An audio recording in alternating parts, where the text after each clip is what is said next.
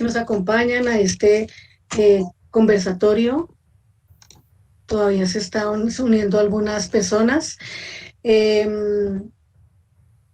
Para empezar, queremos darle como el contexto antes de pasar a darle la palabra a María Leuro. Agradecer la asistencia de todas las personas que se están conectando. En este momento, bueno, estamos desde la Universidad Católica de Colombia, dentro de la electiva de dibujo y pintura. Estamos contando con los asistentes, los estudiantes de esta electiva, pero también tenemos conexión con la biblioteca del SENA y ellos están ayudando con esta retransmisión. La actividad de hoy está enmarcada en las actividades de Bogotá Contada.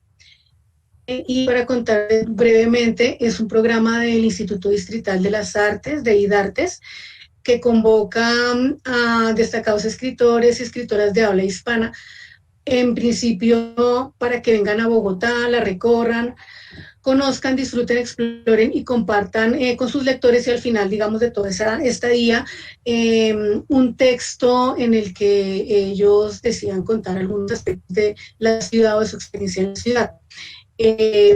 Y hay un proyecto editorial, un libro al viento, en el que se han ido recopilando anualmente muchos de estos textos. En este año, pues por las condiciones que tenemos, obviamente especiales, con todos los temas de la pandemia, se está realizando el evento de igual manera, aunque de esta forma virtual. Y este año, pues, Bogotá Contada ha invitado a varias escritoras. Una de ellas es María Natalia Leuro, que es quien nos acompaña en el día de hoy para que abordemos este espacio que hemos titulado Autocontarnos, narraciones visuales de la cotidianidad. Y también quiero presentarles brevemente entonces a nuestra invitada, a María Leuro, que es la que participa con nosotros de este espacio Contada. Ella es graduada en Artes Plásticas de la Universidad de Bogotá, Getado Lozano, y en su obra busca usar el poder de la ficción y la imaginación para crear diálogos entre seres animados e inanimados mediados por el humor, la tragedia, la cotidianidad y la música, entre otros. Ella ha participado en numerosas publicaciones, entre ellas está una titulada Antioquia, así separado, del año 2012, Sobre el fracaso, de 2010, y sus obras se han expuesto en muestras como Terra Tenebrosa, Sin Espacio, ambas en Bogotá en 2016, otra titulada Salvigua, Cámara de Comercio de Bogotá en el 2015, el Salón de la Justicia, con la Fundación Gilberto Alzate Avendaño y la Cámara de Comercio de Bogotá, esto del año 2015, y otra titulada Muñecos de Loza, en acompañamiento del colectivo Zunga. Esto fue en el Museo de Arte Contemporáneo de Bogotá, el museo que está ubicado en el barrio Minuto de Dios, en el año 2014. Ella hizo parte de este colectivo Zunga desde el año 2007 hasta la disolución del grupo en el año 2014. Y bueno, luego de esta presentación también decirles brevemente que hemos estructurado, hemos estructurado el conversatorio que vamos a tener el día de hoy alrededor de 3 ejes principales. Empezaremos por abordar una pregunta, que es una pregunta referida al hecho de narrarse, lo que es la narración. Luego pasaremos a abordar el tema del dibujo y la escritura como formas de construir un mundo propio. Esa es la segunda parte. Y al final la idea es abordar algunos referentes, es decir, autores, autoras relacionados con el dibujo que se sale de los cánones estéticos establecidos, y también formas de literatura que hablan desde lo cotidiano. Esas son como las 3 grandes apartados que vamos a manejar el día de hoy. Y entonces, pues sin más presentación, Bueno, contarles que estamos en esta transmisión, contamos con personas que se están conectando también desde fuera de Colombia, desde España y también desde Brasil. Entonces, en darles la bienvenida y agradecerles su participación también. Y pues vamos a empezar entonces, como les decía, con esa primera pregunta a María Leubro. Entonces, bienvenida María Leubro. La primero que queremos abordar entonces es de pronto cómo surge o dónde encuentras tú la motivación para empezar a hablar de ti misma en tus obras. Hola Mariceli, bueno, muchas gracias por la invitación de la Universidad Católica, por ofrecernos como la posibilidad de tener este espacio. Gracias a las personas que nos acompañan. Y nada, antes digamos, de hablar sobre cómo son esos orígenes o cómo me encuentro con esas formas de autonarrarme, me gustaría como compartirles como un objetivo grande de este conversatorio, y es como sembrar en todos la inquietud de la posibilidad abierta que tenemos de narrarnos. Todos en algún momento de la vida, en algún momento no, siempre, constantemente nos estamos narrando, pero también voy a hablar de cómo el autonarrarse es como un ejercicio de conciencia sobre ciertos elementos formales, pero es una posibilidad que tenemos todos. Yo he reflexionado en los últimos años acerca de cómo la escritura y el dibujo se fueron convirtiendo de forma muy orgánica y muy natural en una forma de conocerme, de encontrarme, de narrarme. Creo que no tengo una vida fuera de lo común, tengo una vida muy normal, así que no se trata de historias extraordinarias, sino de, a través del hecho de contar mis historias, cómo puedo conocerme y cómo puedo establecer relaciones, conexiones, tender puentes con la vida de otras personas, porque uno a través de la escritura lo que hace es encontrarse con otros y encontrar puntos en común. Eso es lo que nos conecta.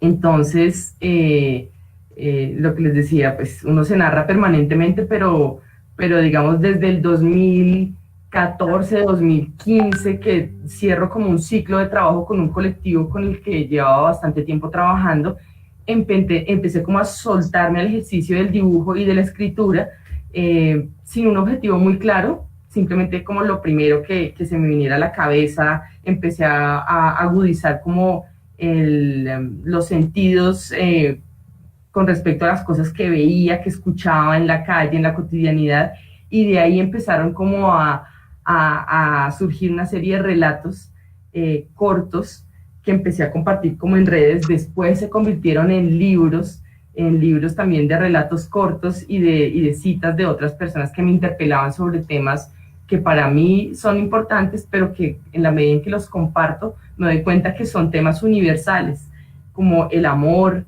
la muerte, Dios, que a la larga son temas que nos importan a todos, que nos generan preguntas permanentemente.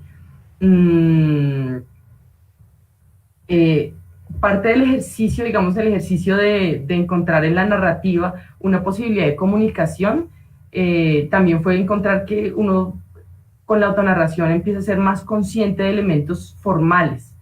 Si bien todos en una conversación, cuando estamos contando un hecho personal o estamos hablando sobre cualquier situación, estamos narrando, tenemos elementos narrativos. Cuando yo empiezo a hablar de forma consciente de los elementos formales, es cuando empiezo a pensar si voy a hacer textos largos, textos cortos, si van a ser textos que involucran la ficción o que se ciñen a los hechos más verídicos, aunque eso es casi que imposible. Cuando empiezo a pensar de forma consciente en elementos como cómo organizo las secuencias de hechos, si empiezo a establecer, digamos, relaciones lineales cuando cuento una historia, sea corta o sea larga, o si empiezo, así como esas películas que empiezan por el final y uno tiene que verse toda la película para entender cómo llegamos al comienzo, que es el final, que a veces es muy emocionante. Eso me pasó en relación a la escritura, y he descubierto cómo he sido más consciente de cómo se manejan estos elementos formales. Pero como lo que vamos a hacer un poco aquí es hablar sobre textos e imágenes, también les voy a contar, porque esas dos formas de comunicación en mi trabajo, en mi producción de obra y en mi relación con la vida, también han tenido como una forma de desarrollo análoga. Así como me he planteado preguntas de longitudes de textos, de los hechos, cómo los voy a narrar, hacia dónde voy a llevar las historias, hacia dónde voy a llevar los personajes que aparecen en las historias. Cuando produzco imágenes también me hago ese tipo de preguntas. ¿Cómo voy a componer? Se trata de una imagen, yo hago carteles, hago series de imágenes, hago fotografías, hago dibujos, muchos dibujos de autorretrato. Entonces también me pregunto por esos mismos elementos formales de duración, de intensidad, de intención. Entonces ha sido un proceso, lo que decía, como muy natural, muy orgánico. En estos últimos años he sido más consciente de esos elementos y creo que surgió de como la necesidad de encontrarme, empecé a hacerme preguntas sobre qué pensaba sobre las construcciones del amor, sobre la muerte de mi mamá tuvo mucho que ver en esas reflexiones, sobre mi relación con Dios o con la idea de trascendencia. Creo que a partir de esas preguntas y mezclado con esa indagación en la escritura y en el dibujo, en la producción de imágenes, empecé a encontrar como un camino que es el que he transitado hasta ahora y que sigo transitando, como encontrando en la escritura y el dibujo una forma de conocerme y de conocer a otros. Perfecto.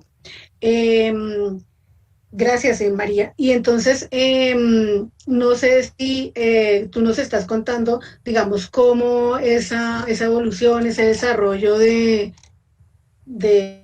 tanto de la escritura como de la parte visual ha sido de alguna forma paralela, que ha sido ir como desarrollando, evolucionando esas dos partes. Entonces, no sé si quieres empezar por mostrarnos primero algunas imágenes o luego textos, no sé, entonces lo que se dio primero serían imágenes, porque por tu formación profesional puede ser que hayas empezado primero a trabajar imágenes y luego textos, o no necesariamente.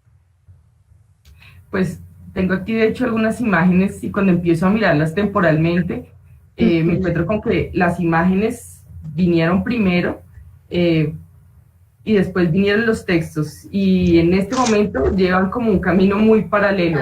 Las preguntas que me planteo en términos de dibujo también se ven reflejadas en los escritos, entonces voy a compartir como lo que vamos a hacer un poco es voy a compartir unas imágenes, una serie de trabajos, unas reflexiones y después pues... Sí, después vamos a ir abordando como las diferentes temáticas, según lo que vayamos viendo, y pues por supuesto creo que se pueden ir recogiendo preguntas por medio del chat o por los otros medios donde nos están viendo, y al final pronto entonces podemos también ver qué preguntas hay desde las personas que están participando. Perfecto, confirmo, ahí se está compartiendo la presentación. No, todavía ahí no aparece. Aquí yo le estoy... bueno, a mí me dice está presentando, pero te estoy viendo a ti. Me dice María Natalia, está presentando. Yo sí la veo. La presentación. Listo, es confirmado. Entonces. Bueno, esto se trata como esta es una de esas ilustraciones que empezaron como autorretratos, como ejercicios muy libres de autorretrato, y cuando lo miro ahorita desde el 2020, esto es desde el 2014, 2015, finalmente ya era una mirada al espejo. Es un autorretrato doble, donde cuando me observo, ahí aparece la frase de los dioses le devuelven la mirada, como esa mirada que trato de encontrar en otro lugar, finalmente vuelve hacia adentro. Esta era una ilustración que se llamaba Tomando water, drinking water with myself, el cultivo de la mirada interior, y son como ya imágenes de carácter humorístico, también fueron imágenes muy sueltas que no hacían parte de series, ni tenían un contexto específico, pero eran como preguntas por el diálogo interno. Estas tres imágenes, son tres imágenes también, esta fue un encargo editorial, para Sablazo Crítica Cultural, que era una publicación virtual sobre contenidos culturales. Tenían una edición sobre la comida y de nuevo hice un autorretrato, y hay como una relación tóxica de amor y odio con la comida. Ahí es cuando empiezo a encontrar una serie de relatos. Este en particular hace parte de un libro que se llama Amor, libros cortos sobre la vida en general, que es un libro de relatos cortos, más de carácter humorístico, sobre relaciones imposibles de amor con la comida, con vigilantes, con el computador, con las cosas más cotidianas. Y la segunda parte del libro ya es un poco más seria y más asentada, más reflexiva, donde aparecen como frases, citas, fragmentos de poemas, de canciones de gente que me ha interpelado sobre el amor, desde la antropología, desde la sociología, desde la música, desde la poesía, en fin. Entonces es uno de los relatos. Día 6, sigo yendo a comprar buñuelos a esa panadería nueva, en textura y sabor no llevan la delantera, lo admito, pero la señora que atiende no tiene igual. Belleza, ¿qué más quiere? Corazón, ¿qué más le provoca? Mi amor, solo un buñuelito hoy, y así se ha convertido en mi dealer de cariño y yo en su yonki de la gratificación verbal. Recibo gramos de amor y dichas de afecto por menos de 3.000 pesos.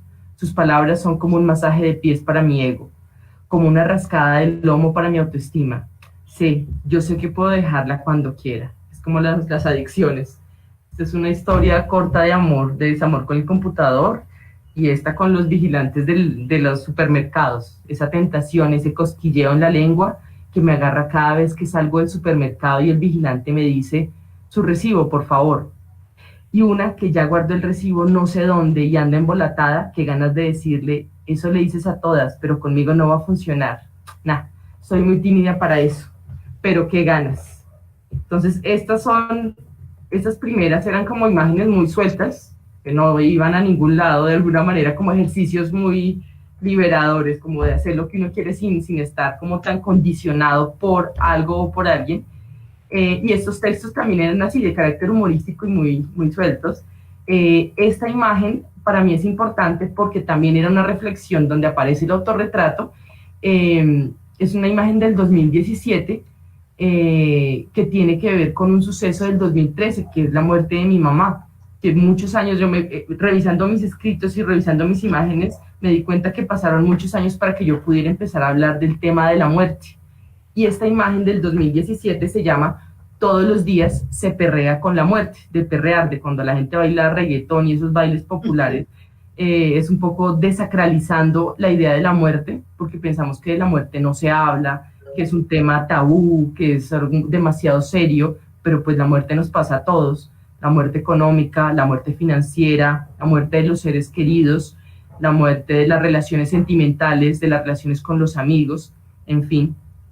Y esta imagen dio pie a todo un proyecto que se llama Todos los días se perrea con la muerte, y ya estaba compuesto por un libro, por serigrafías, por fotografías, en fin. Este es uno de los textos de ese libro. Hoy entré al supermercado y estaba sonando Te quiero, de José Luis Perales. Al instante me trajo a la memoria del corazón a mi mamá, porque cada vez que hablábamos por teléfono me cantaba Te quiero y eres el centro de mi corazón, te quiero como la tierra al sol. El resto de la canción no aplicaba. Me quedé quieta, la sentí ahí cerquita entre los tomates, las papas y los cartones de leche. La maravilla de la música está también en revivir constantemente los grandes amores que se han ido, pero que de otras maneras siguen ahí acompañándonos. Ese es como un texto, hay unos textos que son como autobiográficos y se nota y no está mediando como la ficción, como el del supermercado. Y este sí es otro de los textos que son mucho más ligeros, pero este ya es del libro de Dios, que es otra publicación. Dios camina a mi lado, cree que no me doy cuenta. Lleva gafas oscuras, chaqueta de cuero y unas Nike blancas. Acabo de salir de Bancolombia, sospecho que viene a llevarse todos los diezmos que me he negado a pagar durante todos estos años. Ahora no sé qué hacer para escabullirme. Y esta era una historia sobre pues, las vecinas que tenía antes en el apartamento, iban a ofrecerme las revistas Atalaya y Despertar.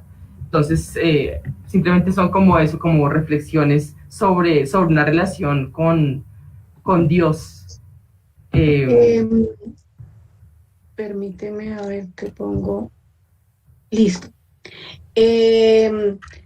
Bueno, a mí, digamos, con esta primera presentación que tú ya nos haces, digamos, tengo ahí varias dudas, por ejemplo, bueno, de pronto ahorita te pido que nos vuelvas a mostrar algunas de esas, por ejemplo, de esa relación con la comida, pero sí Sí. quería preguntarte, por ejemplo, tú nos mostraste ahí varios apartados de textos de diferentes, eran diferentes libros. Esos libros, digamos, se fueron gestando más o menos al tiempo, o digamos ahí hay uno que has empezado con lo que primero nos mostraste, el último sería esa parte en que abordas de Dios. El libro del amor y de la muerte surgieron el mismo año, se imprimieron el mismo año. Sin Sí, embargo, en el 2017, cuando yo me senté a revisar como el archivo de textos que tenía en mi computador o que tenía en Facebook, que fue revisar mi Facebook desde, fue un ejercicio exhaustivo de revisar el Facebook desde que lo había abierto, buscando textos, porque yo siempre subo las cosas como que las comparto y simplemente sin mayor intermediación las subo a redes. Entonces, en el 2017 me tomé el trabajo de empezar a reunir todos los textos y encontré como grandes temas. Uno era el amor, otro era la muerte, otro era Dios, otro son los bancos. Hay una relación muy trágica y directa con los bancos que creo que tenemos la mayoría. Entonces seleccioné esos textos y empecé con el proyecto del amor.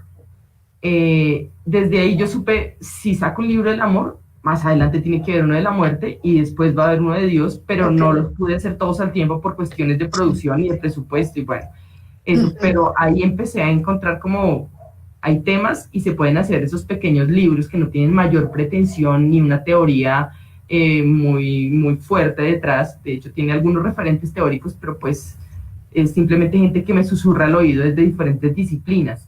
Entonces, primero vino el del amor, el de la muerte se hizo el mismo año y el de Dios salió el año pasado. Gracias a una residencia, pues me gané el premio Arte Cámara el año antepasado y el año pasado pude hacer una residencia en Puerto Colombia en el espacio de la usurpadora. Entonces tuve el tiempo para pensar en Dios, para producir imágenes sobre Dios y en medio de esos objetos y esas imágenes apareció el libro, pude hacer el libro de Dios, que son 3 libros hechos como manualmente, de serigrafía, como de ediciones limitadas. Sí, de ese último, yo sí quería preguntarte justamente por esa experiencia que nos acabas de contar de haber sido seleccionada para Arte Cámara. Entonces, de pronto, para las personas que no saben, tú nos puedes contar qué es Arte Cámara dentro del contexto, pues, de Sí, las claro. convocatorias que hay de arte, en qué consistía la residencia, digamos, de pronto, cómo fue esa experiencia de la residencia ya en Puerto Colombia, dijiste, ¿cierto? Sí, pues hay una cosa muy curiosa, el de la muerte también se produce en el marco de una residencia, de una beca de IDARTES en el espacio El Parche, aquí en Bogotá. Ahí pude desarrollar el de la muerte. Y en el 2000, estamos en el 2020, en el 2018, hay una feria, pues Arbo, que es la Feria de Arte de Bogotá. Hay un espacio de arte cámara que es, obviamente es manejado por la Cámara de Comercio y hay cada año se hace como, Arbo agrupa como galerías comerciales de Colombia y del exterior que vienen y que representan a sus artistas. Hay un espacio, el espacio de arte cámara, que es para artistas que no tenemos representación comercial de galerías y que no, pues sí, como independientes. Y la intención de Arte Cámara no es tanto vender, sino pues mostrar una selección de artistas. Siempre se invita a un curador. Ese año, en el 2018, estaba Carolina Ponce de León con la curaduría ella de Todo lo tengo, todo me falta, todo lo tengo, donde invitó una serie de, pues ella, no mentiras, invitó, no, hay una convocatoria donde se presentan muchos artistas y hay que seleccionar en esa convocatoria. Y ahí presenté el proyecto de la muerte en Arte Cámara. Ese fue el proyecto ganador, que se llamaba Todos los días se perrea con la muerte. Estaba el libro, estaban una serie de serigrafías, fotografías, dibujos, ilustraciones sobre las muertes cotidianas, las muertes que enfrentamos día a día. Y pues nada, el premio de Arte Cámara, habían varios premios y varios ganadores, 4 ganadores. Uno de esos era la residencia en Puerto Colombia, en el espacio La Usurpadora, de María Isabel Rueda y Mario Llanos. Entonces fue buenísimo porque algo que pasaba era que me ofrecieron como las condiciones para poder estar 4 semanas en un espacio tranquilamente, trabajando, desarrollando un proyecto. Así que me dediqué a pintar, a reunir escritos, a darle forma. Ya sabía que quería hacer ese proyecto. Conté como con la asesoría de María Isabel y de Mario.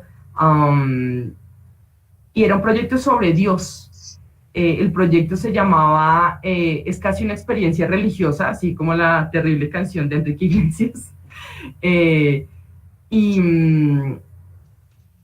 Y algo pasaba, como había unas imágenes como con inspiración medieval, y yo me sentía un poco como esos monjes medievales, porque fueron 4 semanas de sí, salir, mirar el mar, conocer los alrededores, pero de sentarme a pintar y a escribir y a trabajar como si fuera un monje medieval. Eso fue como una oportunidad muy chévere. Cuando terminé ese proyecto de Dios, surgió la posibilidad de exponerlo en Bogotá, en la Cámara de Comercio de Chapinero, y pasó algo como una casualidad muy feliz, y es que revisando con María Isabel y con Mario el proyecto de Dios, pues dijimos, presentemos de una vez en una sola exposición, agrupemos el del amor, el de la muerte y el de Dios, y la exposición se llamó Volveré a nacer si me muero, como la canción de Los Melódicos. Ok, bueno, pues bien interesante, quiero también conocer esas formas en donde hay la oportunidad y pronto de disfrutar de estos espacios, como dices tú, tener esas 4 semanas para poder volcarte en la creación, en lo que tú necesitas, en lo que quieres desarrollar en el proyecto, como de pronto esos espacios realmente sí son un apoyo para poder fortalecer a los artistas, a los creadores, y que hayas podido participar de ellos. Bueno, yo creo que para seguir avanzando, a los creadores, entonces nosotros habíamos pensado también en que preparando este conversatorio, el dibujo y la escritura se pueden pensar como formas de construir un mundo propio. Creo que es un punto importante de la importancia de crear, en el sentido de, digo yo, ampliar las posibilidades de lo real.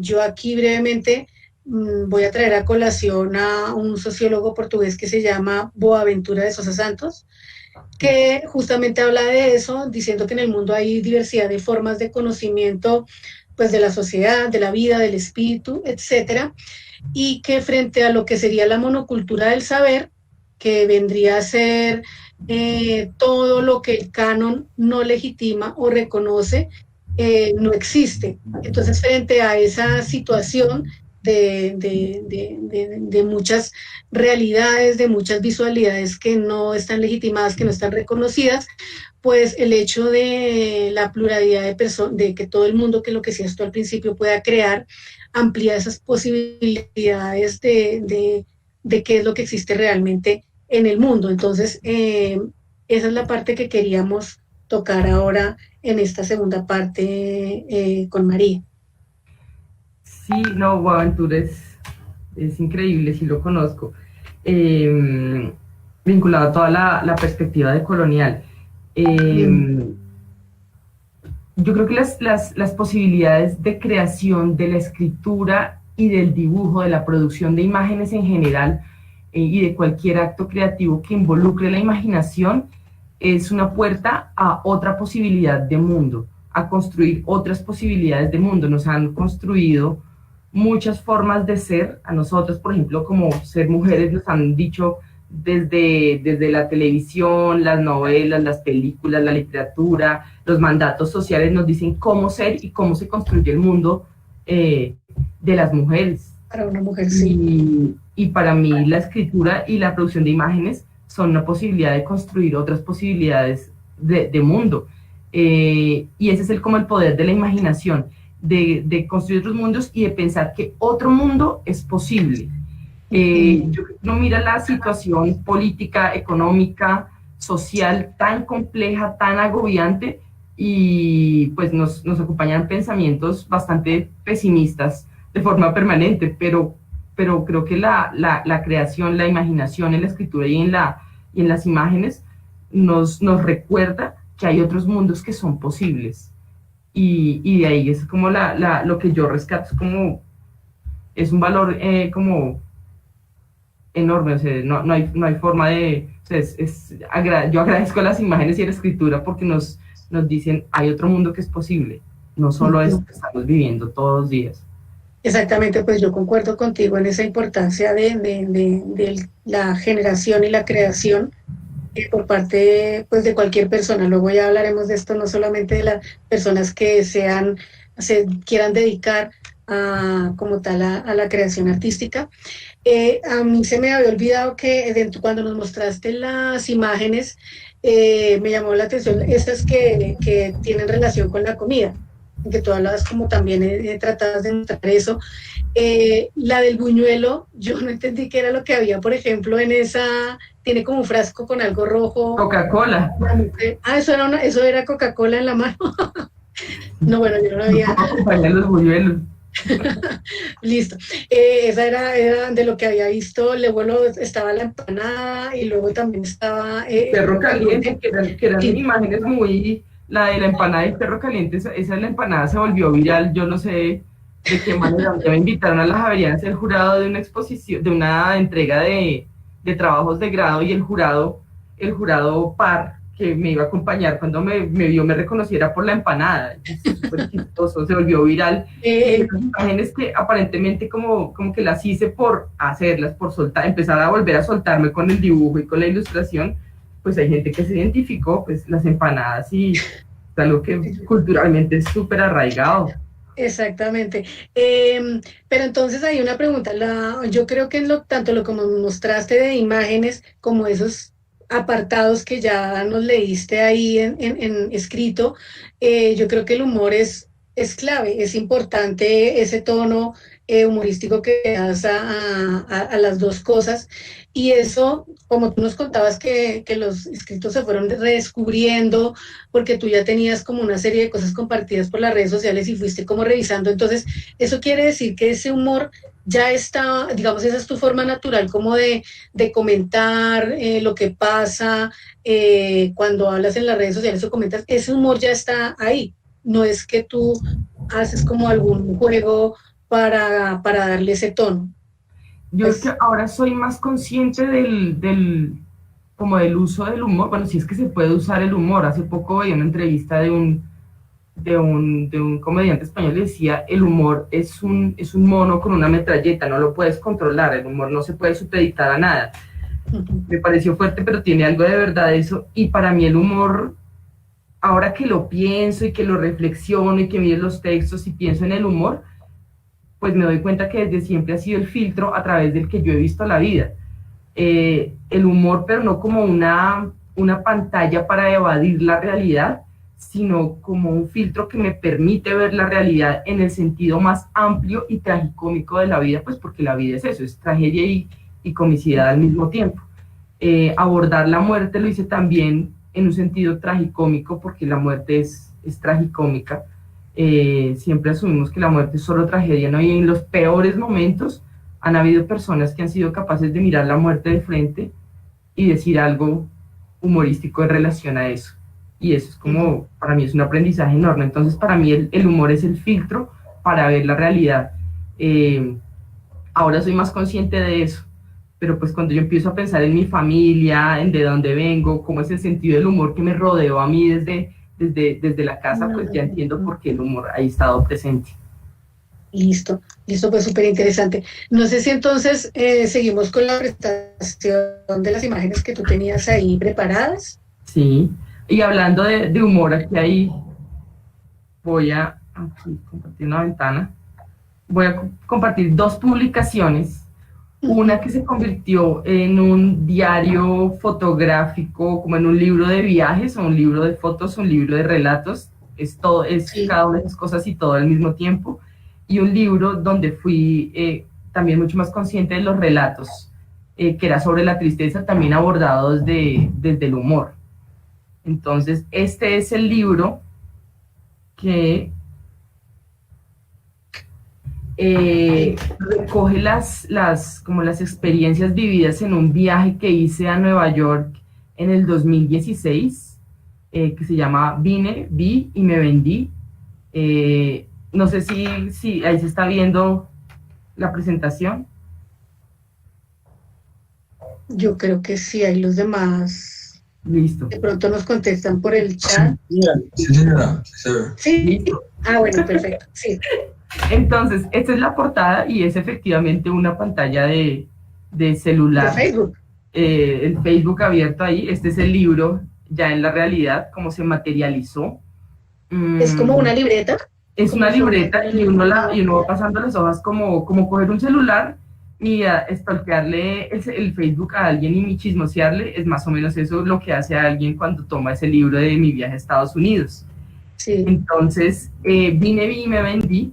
No es vine, vi y vencí, sino la realidad de lo que pasó. Es una experiencia muy personal que inicialmente no tenía la intención de ser un libro. Fue un viaje para escapar de todo, para renunciar al trabajo sin plan B, donde fui a buscar trabajo. Esa idea del sueño americano todavía está ahí, que uno puede irse de turista y hacerse unos dólares y devolverse, y pues no, nada de eso me pasó. Me robaron, terminé lavando baños, trabajando en demoliciones. Y también, como era un viaje para perderme, lo primero que yo pensé cuando llegué a Estados Unidos es: voy a cerrar el Facebook y me pierdo de todo el mundo. Pero como que todo era tan fuerte, la soledad, las cosas que pasaban, que lo que empecé fue a escribirlo todo, a contarlo todo y a narrarlo todo a través de posts de lo que me pasaba. Me reía de lo que veía, lloraba también entre risas con las tragedias que me acontecían. Y cuando llegué a Colombia de nuevo, pues tampoco no me fue muy bien, o sea, realmente no empezó bien el viaje y no terminó bien. Recibí esta propuesta para hacer este libro, y estuve en el Salón Nacional de Artistas del 2016 como parte del componente editorial. Entonces, estas son algunas de las páginas internas de lo que yo le contaba a la gente. Facebook se convirtió en mi ventana al mundo, en mi ventana a las personas que me conocían o que tenía solo como contactos. Esto era, por ejemplo, les estaba contando cómo en la tienda de Mr. Chang, allá en donde yo vivía en Queens, en Coronas, que es un sector como el gueto de Queens, es Coronas. Entonces ahí vivía, y este era lo que tenía el señor Chang en una tienda, que son las denuncias de la gente que roba cuando las cogen las cámaras. Entonces los boletean ahí poniendo esas, entonces yo les hice corazones y lo volví en una historia de amor. Esto fue cuando me encontré con las primeras cucarachas, que tuve que aprender a convivir con las cucarachas, ese incómodo momento en que una se levanta a las 2 a.m. al baño y al encender la luz, una cucaracha, en vez de huir, se queda en la llave del lavamanos mirando fijamente, y una solo puede girar la cabeza y rehuir su mirada porque no tiene nada que decirle, solo hay vacío entre las dos. Esto fue un ángel que estaba en una terraza de algunos vecinos, entonces le hice su escrito. Estos eran como los sitios donde aprendí a comprar comida, porque los supermercados son fatales allá. Entonces aprendí que a la Roosevelt, que es la avenida ya como la Caracas, calculen más o menos, es como la Caracas con Junction Boulevard, ahí llegan a las 9 de la mañana unos camiones y se parchan y llegan y sacan la fruta y uno debería comer. Pues aprendí eso al final del viaje, pero bueno, pero eso se lo contaba a la gente. La bakery, que los bakeries, no se imagina que bakery es la gente que hornea, como no se me da que es una panadería o algo así, no es bakery. Y esta es la colombiana, que es en la Gitana, en la 111 con Roosevelt. Venden comida barata y comida de calidad. Entonces fueron como las cosas que aprendí en el viaje. Les contaba, digamos, estas son las tiendas que habían cerca de mi casa, y ese es un San Lázaro que no aparece con el vestuario de San Lázaro eclesial, que es un obispo santificado por la iglesia, sino Babalú Ayé, que es el orisha encargado de curar a los enfermos y proteger a los pobres. Entonces yo lo que hice fue un diario. Finalmente, en ese libro de mi viaje, este fue un concierto, porque también se conoció algo de la movida nocturna de Nueva York. Entonces era un concierto de una especie de preacher, de predicador increíble, que está en una bolera. Estas eran como testimonios, un poco lo último que yo veía los últimos días, que fueron los más tremendos, y era como la idea del American Dream, pero es el sueño roto, porque finalmente fue un sueño, lo que dicen ella fue ir a estrellarme como con una realidad, y el sueño americano fue más bien un sueño trágico, y en medio de eso pues también estaba el humor. Este fue como se cerraba, creo que es de los últimos posts del libro, que es ir a Nueva York y tomarse una foto con la Estatua de Libertad. Es un must, como lo más cool y lo que está de moda, pero lo que yo hice fue tomarme, porque no me tomé foto con la Estatua de la Libertad, sino con este esfero barato que compré de $2, y ahí escribía una frase de Grossfogel, que es un sociólogo puertorriqueño, Sí. una forma de neoapartheid, una nueva forma de democracia, que eso fue mi experiencia allá. Entonces, ese es un libro donde a través de relatos muy cortos y fotos me encargué de contar un viaje, y fue como en caliente, porque no es un proyecto que me voy a ir y voy a hacer un diario, voy a tomar fotos, sino pues fui allá, pasó de todo, y en medio de eso pues escribí y saqué fotos. Este es otro libro, que es el de Mi tristeza es mía y nada más, un libro sobre la tristeza, pero no sobre cómo superarla. También tiene un tinte humorístico, pero también tiene una historia trágica, porque es en medio de una profunda tristeza que decido escribirlo, porque necesito entender de dónde está saliendo esa tristeza y por qué estoy tan triste, y pues terminé haciendo un libro con eso. Y era como, este es otro nivel de conciencia de los relatos, porque son relatos que ya son como, ya entiendo, como empiezo a entender como los personajes que aparecen en las historias, a darle un sentido, a entender el ritmo rápido de esos relatos cortos, y estos son los relatos. Es un libro precioso, que es la manera de introducción. Hace una tarde radiante, no hay fila en el banco y yo me quiero morir, porque a veces todos tenemos ese sentimiento, sobre todo en diciembre, que es un mes tan complejo. Hola, mi nombre es Toby, soy basurita que arrastra el viento, porque además tenía como un intermedio musical ese libro. Viviendo un sueño, viviendo mi sueño, viviendo con sueño, Sopitlona, que son las pastillas de dormir. Usted está gordito, entonces es una reflexión sobre la relación con el cuerpo y qué pasa con el cuerpo cuando uno está triste, y cómo percibe uno el cuerpo y cómo lo perciben los demás. Este otro es un relato corto de cuando quisiera nadar, luego quisiera ver una película, pero no pude hacer ni lo uno ni lo otro. Crying on the Rojas Avenue, que es llorando en la avenida Rojas. Y esos son los textos y las imágenes, Las ilustraciones. para el libro. Entonces, de alguna manera, ahí pasaba algo, dejar de compartir, ahí pasaba algo de lo que tú decías ahorita. Ahí ya dejé de compartir, sobre construir un mundo propio. Y pues yo no estoy construyendo un mundo con un libro necesariamente, pero sí hay algo en hacer los libros, en no hacerlos necesariamente porque se los está pidiendo, o para una convocatoria, o para una institución, hacerlos por contarle a los demás cómo ve uno el mundo y cómo son sus reflexiones. También hay algo de autonomía y de una construcción de una visión propia del mundo, que me parece importante, como en la intención de hacer esos libros y de hacer esos relatos. Sí, yo creo que también hay, a ver, yo creo que también hay algo que es, bueno, tenemos las dos versiones en esas dos presentaciones que nos hiciste.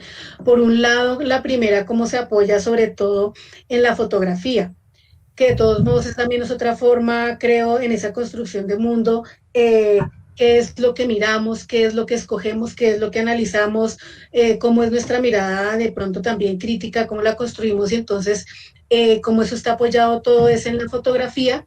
Y luego cuando ya nos presentas esa segunda parte de este libro sobre la tristeza, entiendo entonces ya unos relatos que obviamente son con mucha más conciencia sobre el ejercicio de narrar, porque en comparación al primero, pues lo que vemos es que el primero realmente es como esa necesidad de sacar que tenías en ese momento del viaje, de contar ahí lo que estás viviendo. Inmediato. Y claro, inmediato, tal cual en la red social, de hecho, y pues que ya todo eso se convierta como en un ejercicio luego de que esto lo podemos volcar en una publicación, y que quede como ese registro en otro sustrato, ¿no? Que no sea simplemente la pantalla digital.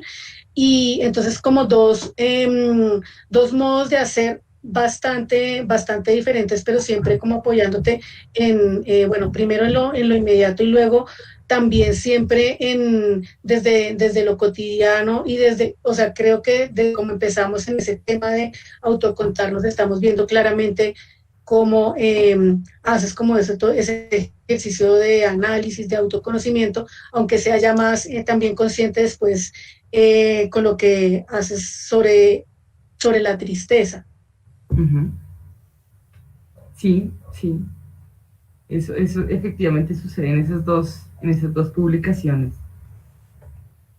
Sí, entonces, bueno, me parece interesante eso. Y luego, bueno, no sé si entonces de pronto ya podemos pasar a la última parte que teníamos pensada, en la que la idea principal era tratar de ver cómo tú conoces o nos vas a presentar algunos referentes eh, de creadores, de personas creadoras que a lo mejor se salen de los cánones estéticos establecidos, de lo que uno conocería de pronto como, ¿no? Saber dibujar bien, pero también algo de ejemplos de literatura que nos hablan desde lo cotidiano, de pronto como unos referentes con los que tú te identificas. Ujú.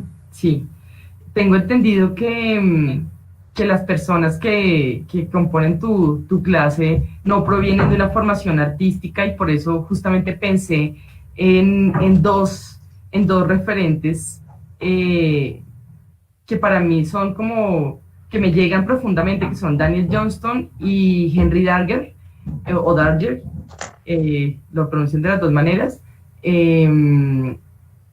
Y que lo que hay ahí no es la intención de responder a un canon estético de lo que está bien, el buen dibujo, o, sí,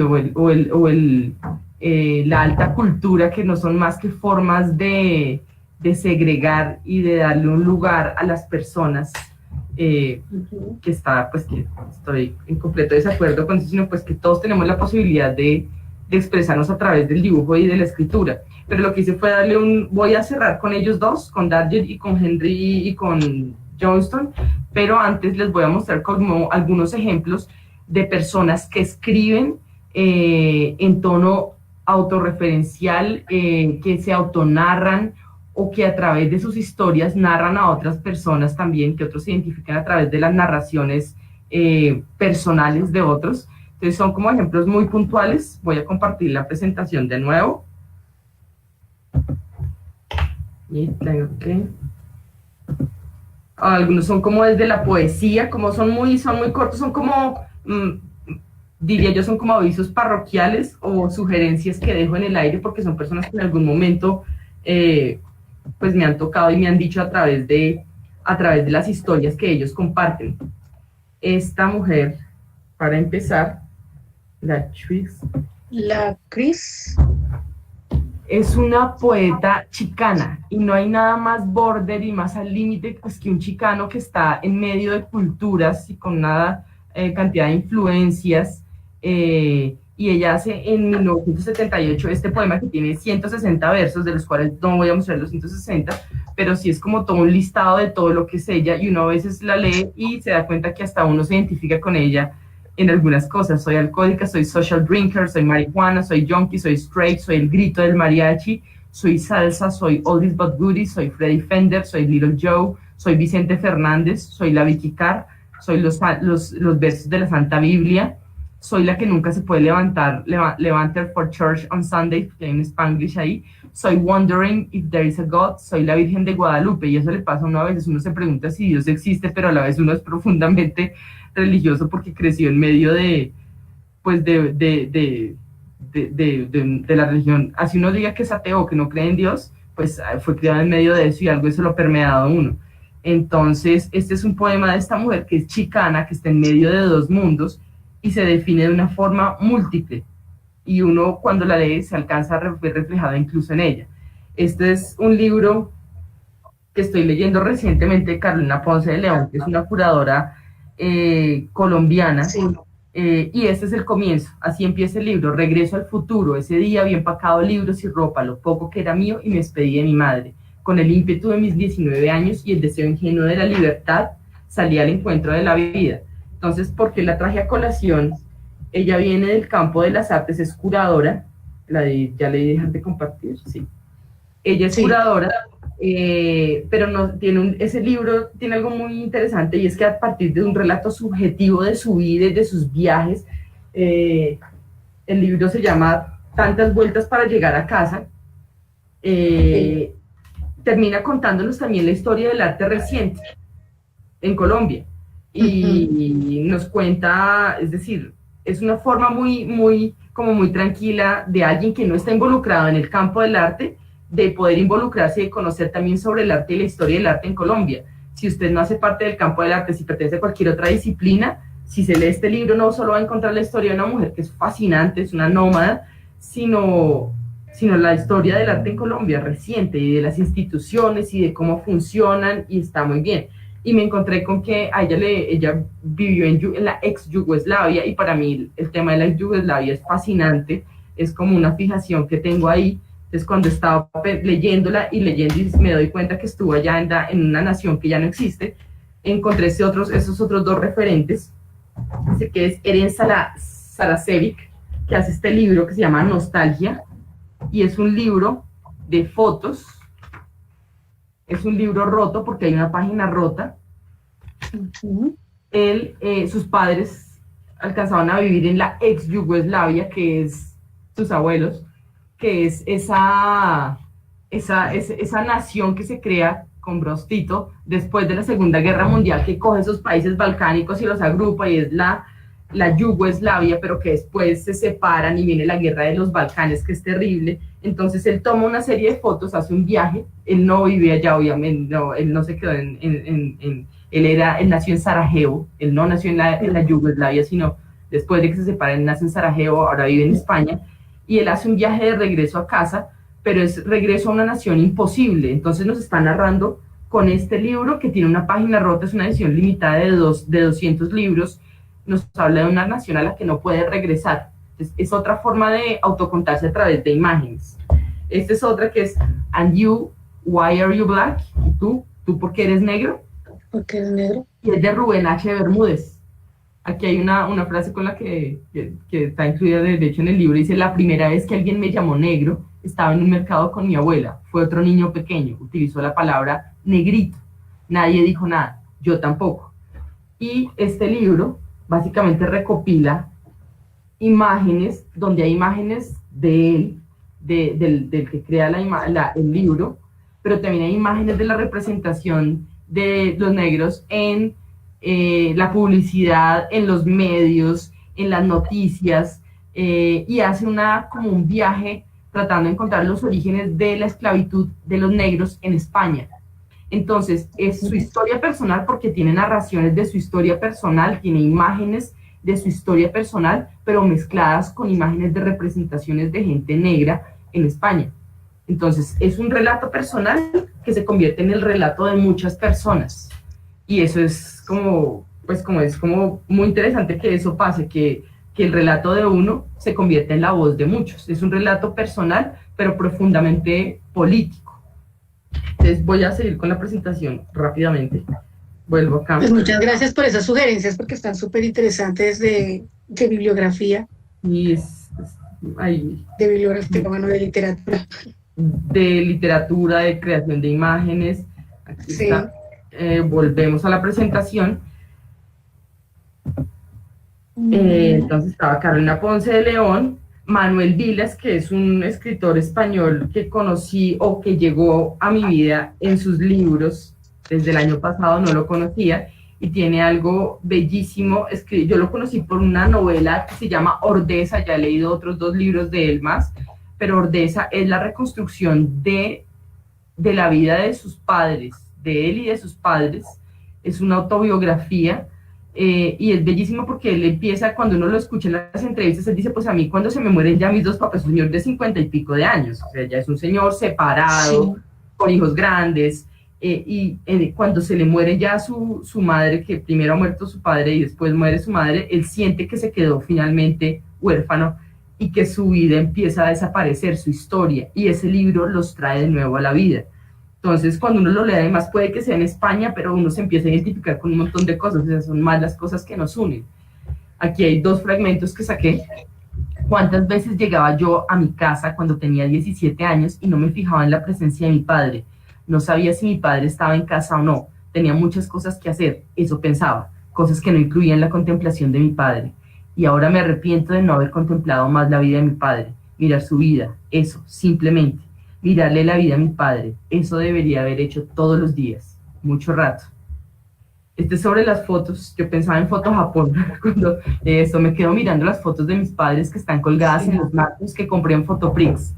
Son los marcos más humildes del mundo. Fotoprix compite bien con los chinos, no tienen calefacción ni aire acondicionado, y Fotoprix sí. Todos los emigrantes y los pobres van allí o a las tiendas de los chinos a comprar sus marcos para meter dentro los rostros de sus familiares y de sus seres queridos. El negocio de los marcos baratos para las fotos de familia es un negocio floreciente. Cuando enmarcas tus recuerdos y a tus seres queridos en marcos de 2 euros, conviertes tu pasado en diminuta ternura. Entonces, este es Manuel Vilas, es profundamente conmovedor a través de su relato familiar. Pedro Lemebel es un escritor chileno fallecido ya, que le tocó vivir todo el proceso de la dictadura chilena, homosexual. Sus relatos son profundamente conmovedores y reflejan una situación política, hablan de su activismo. Este es un relato sobre cómo llega a reclamar el resultado del examen del VIH a una clínica, y la enfermera que lo atiende lo mira con la mirada de sanción un poco, y él no se siente capaz de mirar el resultado del examen del SIDA, y la enfermera le dice, no, salió negativo, pero sigue intentándolo, sigue en la ruleta, señor don Pedro. Sí. Y son sus relatos personales. Él, de hecho, él no se llama, él de nacimiento es Pedro Mardones, pero él se cambia el nombre y se pone Pedro Lemebel a raíz de un suceso. Cuando él estaba muy joven y está empezando, se gana un concurso de cuento de un periódico, y van a su casa a hacerle una entrevista, pero él no está, y el papá de él se llamaba también Pedro Mardones. Entonces, cuando llega el periodista a entrevistar a Pedro Mardones, pues abre la puerta el papá, el que está es el papá, y el papá piensa que se ganó un concurso de televisión como de show de Don Francisco o algo así, eso lo transmitieron aquí en Colombia mucho tiempo, y da una entrevista y le toman foto, y al final sale en el periódico lo que dice Pedro Lemebel, dice, el cuento enfermo de un gay y la foto de mi papá. Y ese día digo, pues mi papá no tiene por qué cargar con mi decisión, y ese cambia el nombre. Y los relatos de él son de ese corte, son fuertes, son conmovedores, y son la historia de su vida. Ahí tiene, si uno busca en internet, las crónicas están montadas en un blog y también están en YouTube. Es como profundamente conmovedor. Y cierro mis recomendaciones desde la literatura con... pero yo no lo he compartido. Lo voy a compartir acá, ya me ha salido de la presentación. Sí. De nuevo viene alguien de los Balcanes aquí a visitarnos, que es Ismet Persic, él nació en Bosnia, él es de Tuzla, y tiene un libro precioso que se llama Esquirlas. Es un libro muy fuerte, porque por un lado se puede decir que es autobiográfico, porque está contado, está una parte de su diario personal ahí, como impregnado en el libro, pero también es la historia de otro en el marco de la guerra de los Balcanes. Entonces se puede pensar que también es un autorrelato, de alguna manera. Y dice, 8 años, soñaba con ser el vendedor de helados fibrosos de Kosovo, propietario de la pequeña tienda junto a la parada del autobús. A mi edad no podía imaginar un empleo mejor en el mundo, sentado en un cuarto no mayor de una caja de cerillas, vendiendo refrescos de elaboración barata a una amplia gama de ciudadanos, desde hombres de negocios mal vestidos con las axilas húmedas hasta campesinos de manos recias. Helados. Todavía, no. Déjate compartir, ya vamos con Daniel Johnston. Entonces, este es un relato súper fuerte, porque es sobre la guerra, pero uno encuentra esos fragmentos de sueños y esas esperanzas tan sencillas, y uno se conecta de alguna manera, porque si pensamos la vida contemporánea es muy compleja, muy burocrática, llena de responsabilidades con la DIAN, con los bancos, con las instituciones, y ese sueño de una vida sencilla de vender helados, me parece que a mí es de las cosas que más me enternece, como en esos relatos de Ismet. Y para cerrar, entonces les voy a mostrar imágenes de Daniel Johnston y de Henry Darger, pero les voy a contar, les voy a contextualizar antes de soltarles las imágenes. Sí. Daniel Johnston, él nace él es del 61, en Sacramento, California. Ahorita van a ver algunas imágenes de gente muy famosa, que es mucho más famosa que él, como Kurt Cobain, con una camiseta de Daniel Johnston, porque se volvió como una especie de músico y de artista de culto, pero cuando yo tengo la oportunidad de hablar en público de él, hablo en público de él, porque no debería ser como un artista de culto, sino que todos deberíamos, a uno le hace falta en la vida conocer a alguien como Daniel Johnston, que abre su corazón y a través de su producción de imágenes y de textos nos cuenta sobre su vida y uno se siente profundamente conmovido. Entonces, él es un personaje que tiene, es una enfermedad bipolar, él es maníaco depresivo medicado. Él desde temprana edad se dedicó a hacer películas con su hermano. Hay un documental que está en internet, si uno lo busca, el documental de Daniel Johnston está en internet y se puede ver en Dailymotion gratis con subtítulos en español, y le cuento toda la vida de él, que es una vida increíble. Él hacía de pequeño, toda su vida hizo grabaciones de cassettes, todo lo grababa en cassettes, todo, las historias, uno escucha en los cassettes a los papás regañándose, esto es un bueno para nada, y le gritan y todo el mundo le insulta y le dice que no, y todo eso está porque lo que hace es grabar su vida en cassettes, y después cuando él compone canciones, las canciones de él, la música que hace no responde a la métrica y al sentido de la melodía que tenemos todos ya metidos en la cabeza y que nos construyeron, porque son como los diarios de él cantados en algunas ocasiones. Es música rara. Hay unos personajes que aparecen en sus dibujos, por eso yo, no sé, lo vinculo con sí, el transgrede eso del buen dibujo, del dibujo académico, del saber dibujar bien, además que saber dibujar bien o que saber escribir bien para poder contar su historia.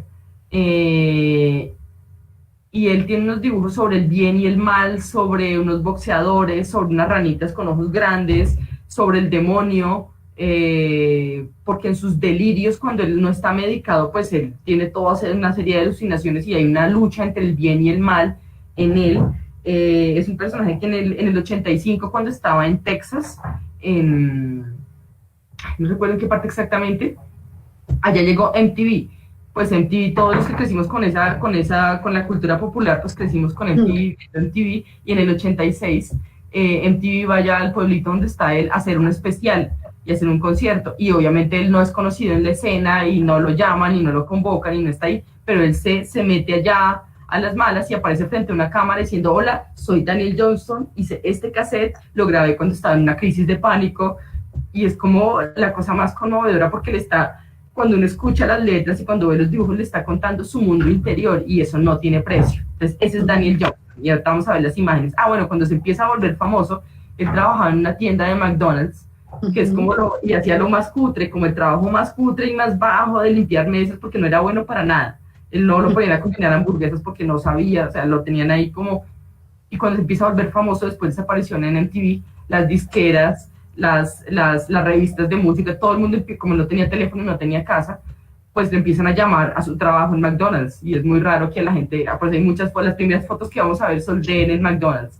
Se volvió un personaje de culto, y de hecho ahí también en las imágenes aparece don Matt Groening, el creador de Los Simpsons, donde lo va a saludar en el camerino, pues porque Daniel Johnston es demasiado grande.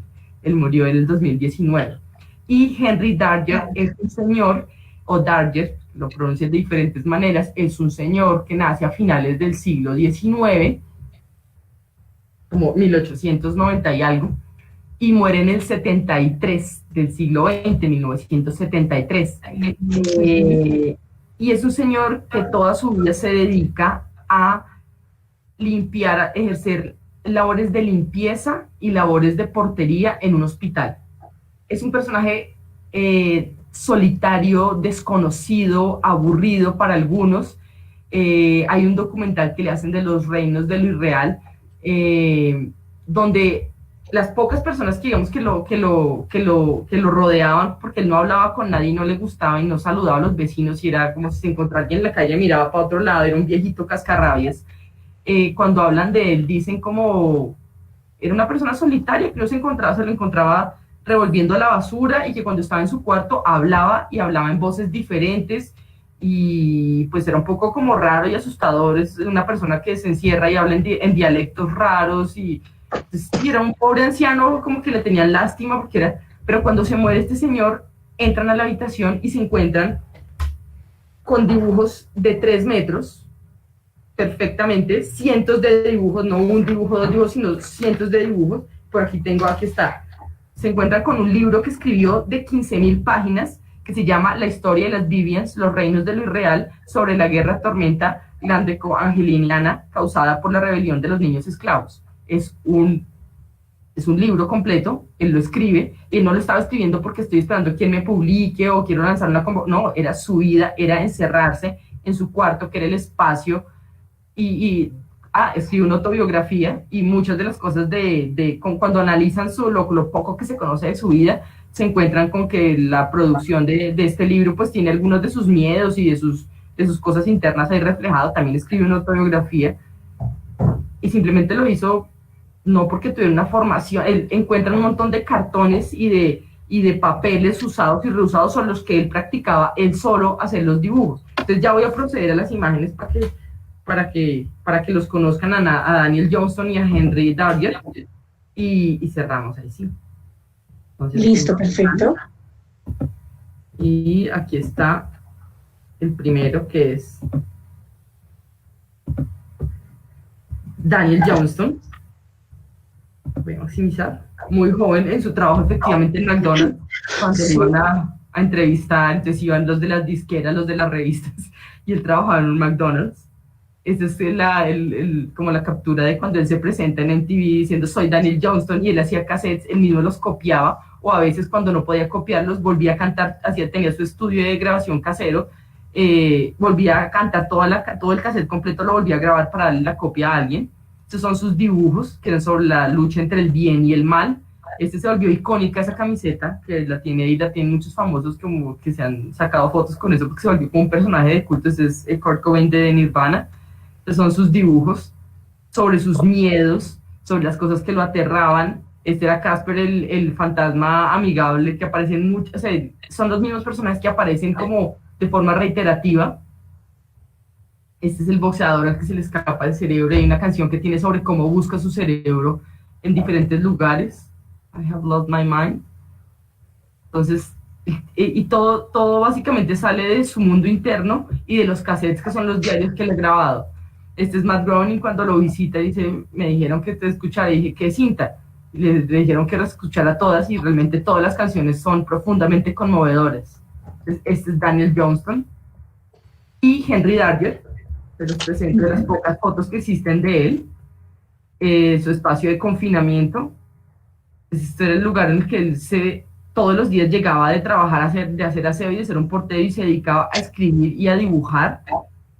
Y estas son sus imágenes, que muchas de ellas ilustran sus libros.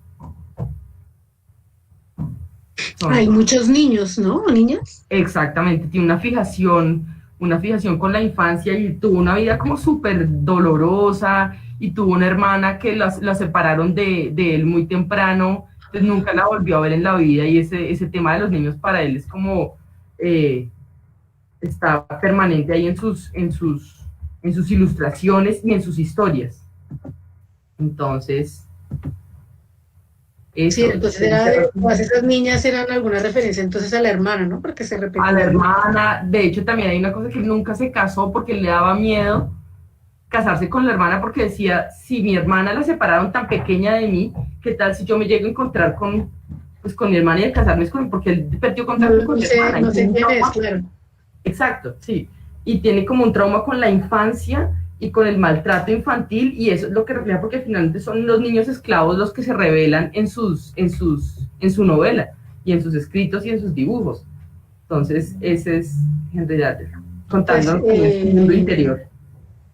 Pues realmente creo que muy interesante, a ver cómo me pongo yo aquí, muy interesante todas estas referencias que nos estás regalando el día de hoy.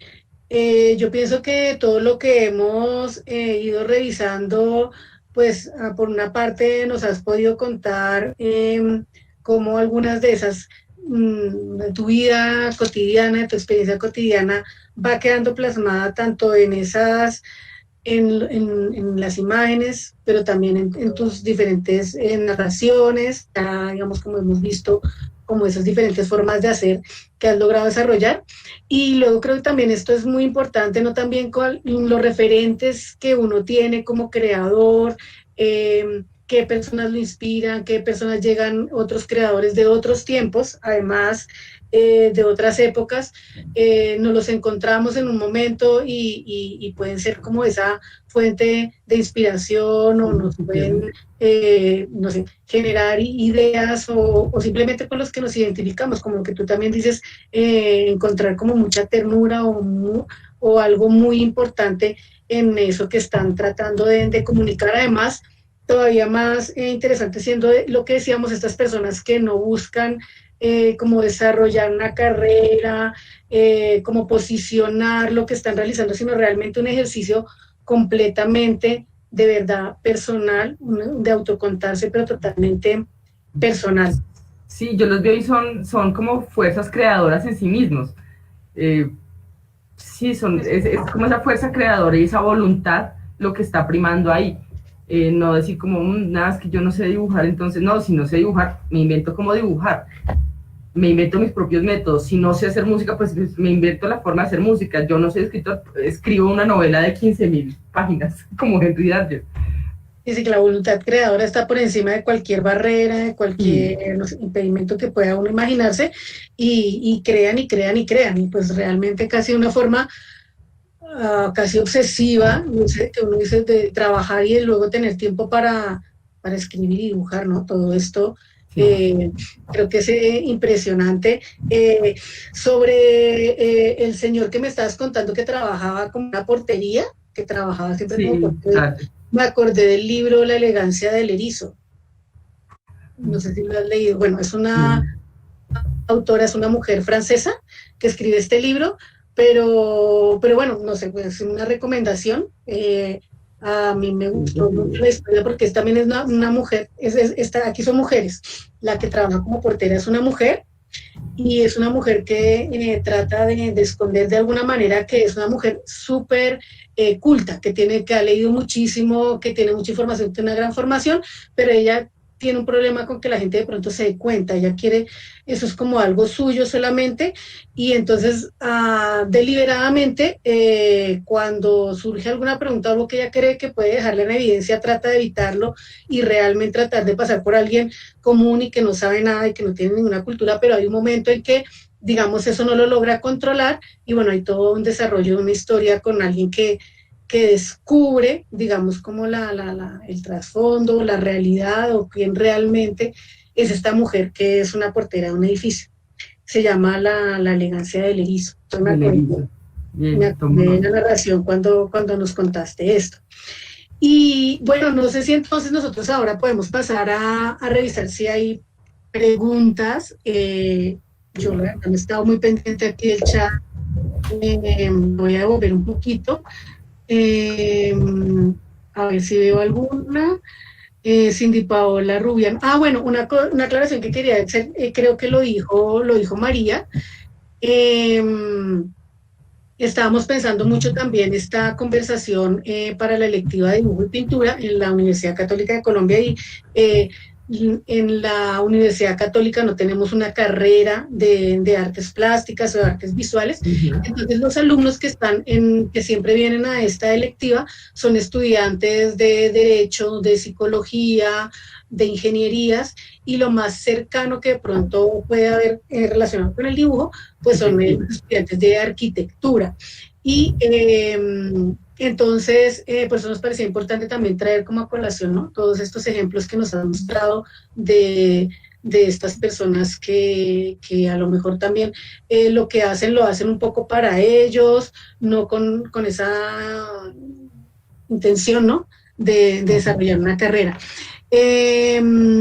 Lo que pasa es que creo que hay unos... Aquí hay alguien que dice que se llama el autor, dice son dos, Daniel Johnston y Henry Darger, que no sé si es alguien que no alcanzó a entender al principio cuando los mencionaste. Sí, pero yo te puedo compartir de nuevo la presentación con las modificaciones por Gmail, y porque alguien me dice que si puedo escribir los títulos por acá de los libros que recomiendo. Entonces, más bien te mando la presentación para que la compartas con tus estudiantes y complementa ahí. Entonces, quedamos con eso. De pronto los que tengan dudas de esos títulos de la bibliografía, porque pues de pronto era muy rápido para tomar la nota, yo les puedo compartir luego entonces la presentación completa, pero ahí va a estar incluida entonces esos títulos, ¿cierto? Sí, perfecto. O sea, les meto los títulos y ya te la comparto. Nos dice Carlos Alberto Ramírez, desde las redes sociales donde estábamos nos preguntan, ¿quién es el mejor escritor colombiano del momento?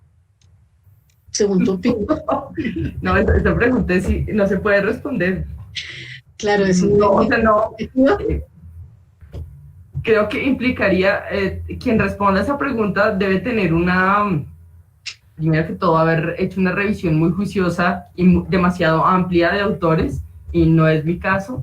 Y sí, como hay muchas, o sea, yo no me sentiría capaz de responder esa pregunta. Es como ya de determinar de una manera así tan categórica. Exacto. En este momento. Yo por eso comparto como referentes que a mí me interpelan, porque eso pasa en el ejercicio de la escritura y de la lectura, que uno se alimenta de la producción de otros y admira la producción de otros. Pero así es una decisión categórica, ese es el mejor, no.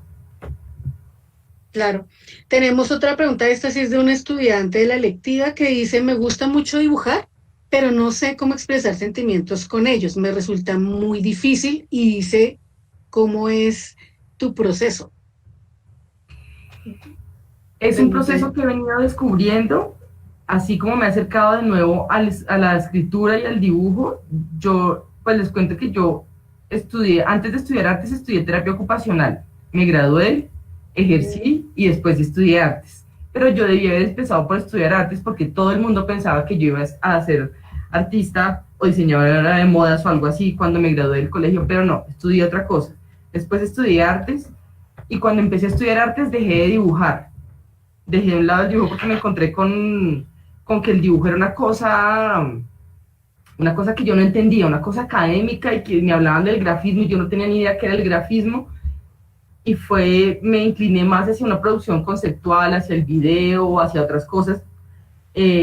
Cuando me gradué, además me gradué con una tesis bastante conceptual, y me alejé del dibujo. Después fui profesora muchos años, 7 años de ilustración, me acerqué al dibujo, pero no desde la práctica artística, sino como profesora. Y cuando en el 2014 me salgo del colectivo, empiezo una producción personal, pues ahí me encontré con el dibujo. Entonces, para mí ha sido todo un proceso de redescubrirme, y cada uno tiene un camino personal, pero para aquellos que les interesa, como mi consejo sería, es practicar, encontrar uno puede encontrar como desde la técnica libros como el de Betty Edwards para aprender a dibujar, y eso está muy bien, pero lo que yo creo que es más importante es leer mucho sobre artistas, ver entrevistas, conocer, aproximarse con amor y con afecto a la historia del arte, no como una cosa que es como de cultura, de la alta cultura o algo así, no, sino ver con amor las imágenes, ser muy curiosos con las imágenes, ver muchas imágenes, ver ahorita los medios digitales como nos facilitan un montón la tarea de ver entrevistas, de ver documentales, de ver los museos, tienen canales increíbles en YouTube donde tienen seminarios enteros. Entonces eso, como ser curiosos para entender cómo producen los otros, y uno así también a veces descubre cómo producir sus propias imágenes. Listo.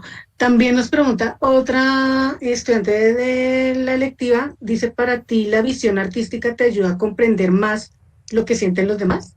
Al momento que ves sus obras y escritos, o sea, al momento que ves obras y escritos de los demás, el hecho de que tú tengas una visión artística te ayuda a comprender más lo que siente.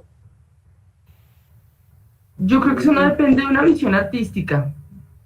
El arte puede facilitar ese proceso de...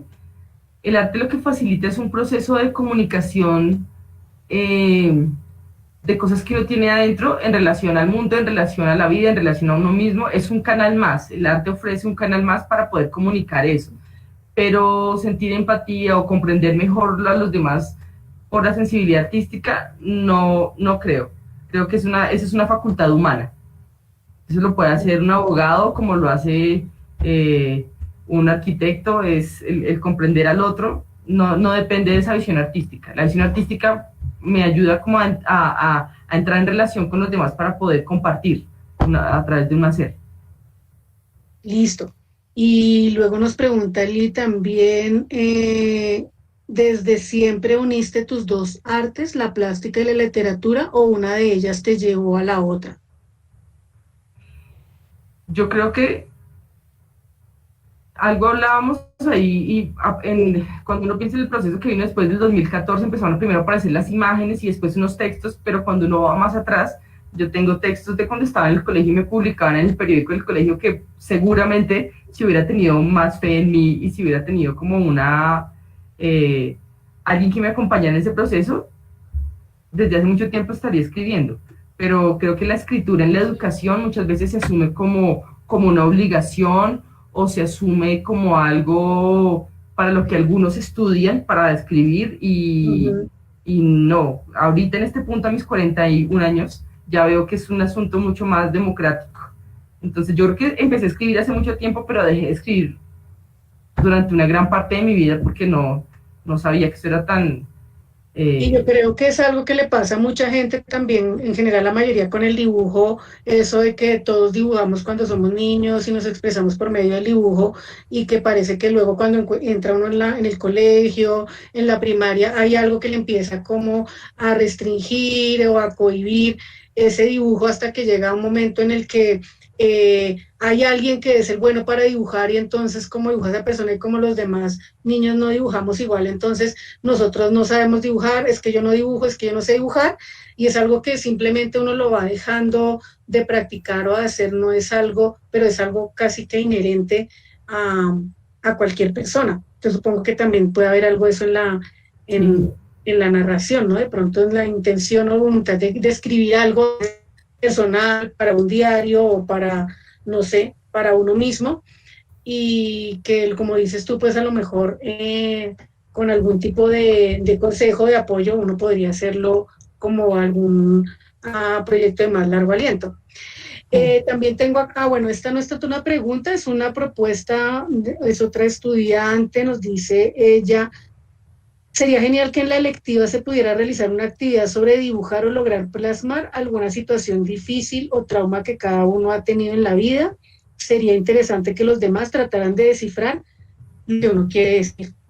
De pronto tú has hecho algún ejercicio así cuando eras docente de ilustración. Era ilustración, ¿no? ¿Dijiste?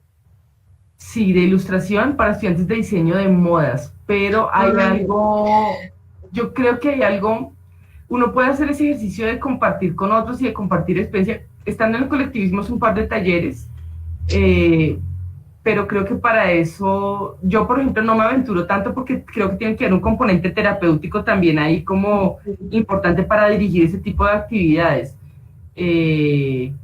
Sí, creo que es la responsabilidad terapéutica ahí de la cual no me siento tan... Yo no sería capaz de, pues, de hacerlo como... porque uno nunca sabe qué va a salir. O sería algo como más con la intención de compartir entre todos que con una intención, sí, hay como un riesgo con un asunto de, sí, terapéutico, porque uno nunca sabe qué hay en el mundo interno de cada persona. Como pensando en cosas traumáticas específicamente. Digamos, con una asesoría de un terapeuta, un psicólogo, de pronto uno sabría exactamente cómo manejar de pronto ese tipo de ejercicios, ¿no? Porque Sí, pues, estamos hablando de un trauma, realmente es algo que afecta o que ha impactado mucho a la persona. Hay alguien, bueno, acá hay otro comentario más, dice Jesús, primero que todo estoy muy admirado por tu proceso en todos tus libros y el, supongo que el simple hecho de plasmar el sentimiento en texto y dibujos es complejo. ¿Cuál es tu idea inicial cuando empiezas en un nuevo libro y por cuál lado artístico comienzas? ¿Por el dibujo o por la escritura? Obviamente. Aquí está otra vez la pregunta. Es diferente en cada libro. A veces se me ocurre primero el título, como el de Mi tristeza es mía y nada más. Se me ocurrió por la canción y yo dije, sí, estoy triste, pasan unas cosas, y pensé en esa canción y dije, sería increíble hacer un libro con ese título, y pensaba en las imágenes, pero no tenía todavía los relatos. En los libros como en el libro del amor, pues ya les conté cómo ha sido todo el proceso. Y el libro del viaje a Estados Unidos fue un libro que no fue pensado como libro, que se convirtió en un libro después de que aconteció la experiencia. Entonces no hay como algo que suceda en que siempre puedo decir, mis libros empiezan así, no, son muy accidentados y muy orgánicos. Y a veces empiezan por el título, a veces empiezan por los dibujos. Y hay una cuestión que tú acabas de mencionar y que de pronto no abordamos, es que hay una relación importante en algunos trabajos tuyos con la música. Permanente. Esa música, no, eso yo no sé permanente, pero bueno, por lo menos en algunos es casi evidente el título. Y me estoy acordando ahora de un proyecto que hiciste, bueno, perdón, ¿no? El título del libro, o era el proyecto, porque lo de Un verano en Nueva York, así no se llama, claro, proyecto, pero ese título, ¿dónde aparece? Porque no es el título del libro, ¿sí? O ese... Es del texto, el texto de presentación que está en el libro, y es Un verano en Nueva York, y sí, pongo entre paréntesis como a las sombritas. Pero aparece ahí la referencia, siempre hay referencias musicales en mayor o en menor medida en mis trabajos. Listo. Sí, entonces es algo que de pronto no contamos mucho, pero sí, la influencia, incluso hay unos textos, algún texto tuyo sobre mujeres relacionadas con la música, mujeres también como desconocidas, o recuperadas o reconocidas tiempo después, mujeres músicas, no sé, o intérpretes, o... que son tres mujeres si a mí me apasiona amo la música, creo que eso es uno de los grandes paliativos de esta vida tan complicada, es la música. Y efectivamente hice un texto que fue sobre Connie Converse, la Freddy y Niera Miller, que son tres mujeres como un poco desconocidas, opacadas por la historia, porque siempre la historia la cuentan sobre los hombres, los ganadores y los hombres, y es recuperar la historia de tres mujeres que musicalmente para mí son importantes. Listo. Aquí hay otra pregunta, dice Cindy Paola, ¿cuándo volviste a esa línea artística? Dijiste que te fuiste por un camino diferente antes. Admiro eso, muchas personas no volvemos a nuestros gustos de niños y adolescentes. Sí, no, yo estudié otra carrera completamente diferente, o sea, estudié terapia ocupacional 4 años, ¿Y trabajé? ¿Estudiar esa carrera fue de pronto por alguna presión? No, todo lo contrario. ¿O tú realmente decías que yo estudiara artes o diseño de modas o algo así? Y cuando empecé a estudiar terapia, me dijeron, pero en serio, pero yo sí, porque me interesa mejorar la calidad de vida de las personas, y me inventé todo un discurso y sí, esto es lo mío, porque yo creo que en el fondo no le da miedo no poder vivir del arte. Es eso, simplemente, porque estudiar y en un país como este. Y después de que me gradué y que tenía un trabajo estable, pues ya empecé a ver, dije, yo no me proyecto de aquí a 5 años haciendo lo mismo. Y entré a estudiar de nuevo artes plásticas y sí, fue retomar el camino. Bueno, yo, para decirlo brevemente, la verdad es que yo me estoy sintiendo muy identificada con muchas cosas que tuyas biográficas, esa parte de la inmigración, lo mío no fue a Estados Unidos, fue a España, pero hay muchas cosas del mercado, donde buscar más barato, o sea, esa economía de uno como migrante, de estar allá y de repente todo el mundo sabe que no eres de ahí, porque pues la cara de uno está diciendo, no es española, es latinoamericana de algún sitio. La cucaracha, es que todo eso son como, me trae recuerdos, digamos que a mí también me ha pasado como en diferentes momentos de la vida, y pues yo también soy una persona que estudió algo completamente diferente antes de entrar a estudiar artes plásticas. Di como otras vueltas y bueno, pues al final sí terminé estudiando esta carrera. Entonces, pues, sinceramente, yo me siento felizmente identificada con muchas cosas tuyas. Hay puntos de encuentro. Sí, de verdad que sí. Julián Andrés dice, ¿cuál es el libro que más te gusta? O sea, como que escojas uno. Eso es muy difícil, pero sí hay un libro que recomiendo ampliamente y es Ordesa de Manuel Vilas. Ah, el Ordesa.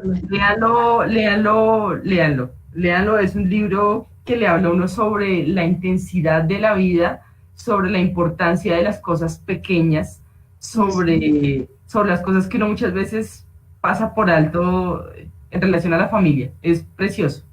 Eso también era algo que quería Con un gran comentar. humor, un humor negro, un humor denso, pero es increíble. El de Manuel Vilas. Cuando tú pusiste ahí un extracto de Manuel Vilas que era sobre el papá, enseguida, pues yo creo que será el caso de muchos, pero a mí también me pasó eso de darse cuenta en un momento de la vida ya con más de 30 años que uno ha vivido con sus padres, bueno, sobre todo en este caso con mi papá, pues toda su vida la ha compartido desde que nació hasta ese momento, y que realmente hay mucho del pasado de ellos o es la historia de vida de ellos que uno no conoce. Algunas anécdotas que a veces son las que siempre se cuentan o que cuentan otras personas, pero yo tuve la oportunidad de que mis padres me visitaran cuando viví en España, cada uno como por 3 meses y por separado. Entonces, claro, es un momento como de, pues, estoy 3 meses con mi papá, los dos viajando, estando ahí, pasando tanto tiempo, pues hablábamos mucho y de repente me enteré de un montón de cosas, de unas historias que me parecían importantes, trascendentales, digo, porque yo no sabía esto que le pasó a mi papá, este accidente, unas cosas, y realmente me maravilló como decir, como ponerle cuidado también a lo que es la vida de esas personas que nos acompañan un poco más desde su pasado y su historia, porque al final también es como la historia de uno, ¿no? Entonces, eso que pusiste de Manuel Vilas, pues enseguida, pum, me trajo ese pensamiento, pues totalmente identificado con eso que pusiste. Así que lo recomiendo ampliamente. Por aquí, por el lado del chat, ya por aquí no tengo más comentarios ni preguntas. Yo no sé si de pronto Lili, por otros canales haya llegado alguna otra pregunta que no sea por acá, que haya pasado alguien. No, Mari, ya las pasamos por el chat. Sí, ok, esa que estaba ahí. Ok, sí, Carlos Alberto Ramírez, ya nos había pasado una, ya estaba ahí la que nos pusiste tú. Bueno, pues entonces yo creo que ya hemos cumplido de sobra nuestro tiempo que teníamos programado para este conversatorio. A ver, me vuelvo a poner yo por acá. Pues bueno, agradecer inmensamente a los organizadores primero, obviamente a la Universidad Católica, a IDARTES por este espacio, por tener la oportunidad de crear estos momentos de encuentro y de intercambio. Me parece un regalo muy grande poder conocer tener esta oportunidad, ¿no? De conocer un poco más de fondo un proceso creador, un proceso artístico, en este caso de el que nos ha contado María Leubro. Y pues obviamente agradecerle a ella por su tiempo, por su disponibilidad, por todas sus historias y todas sus recomendaciones, y pues sí quedamos atentos entonces también a esa... a que nos completes todas tus referencias literarias, pues porque creo que es muy interesante, así como te han influenciado a ti y de pronto lo que tú escribes, pues chévere conocerlas también. Con mucho gusto. No, ha sido un gusto estar aquí en este espacio compartiendo con ustedes. Nada, espero que el objetivo que sea sembrar esa semilla y esa inquietud por todos podemos dibujar y todos podemos escribir haya quedado sembrada por ahí, y en breves minutos te mando las referencias completas para que compartas con tus alumnos. Súper. Listo, muchísimas gracias a todas las personas que se pudieron conectar, tanto de la electiva, pero también otras personas de fuera de la universidad o lo que de pronto se hayan podido conectar desde otros canales. Muchísimas gracias por la asistencia y pues bueno, esperamos tener otros espacios similares, de verdad una experiencia muy grata, ojalá se puedan repetir estos espacios en el futuro. Muchas gracias a todos y que les vaya muy bien. Muchas gracias, Vale. María. Mil gracias.